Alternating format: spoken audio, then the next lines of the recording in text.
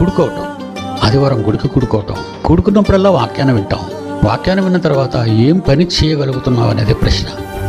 కూడుకున్నవారు వింటున్నారు, వాక్యాన్ని నేర్చుకుంటున్నారు, ఏ పని చేయగలుగుతున్నారు? ఏ పనైనా చేయగలుగుతున్నారా దేవుని పిల్లలారా?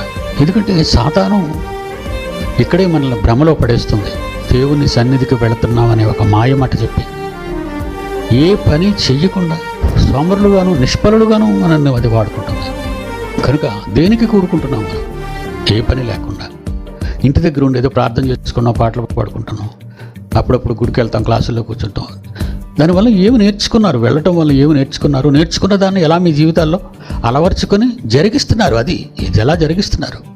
కూడుకోవటం వినటానికి కూడుకోవాలి తప్పనిసరిగా, సహవాసానికి కూడుకోవాలి తప్పనిసరిగా. కూడుకున్నవాడు చెప్పబడిన వాక్యాన్ని జాగ్రత్తగా వినాలి.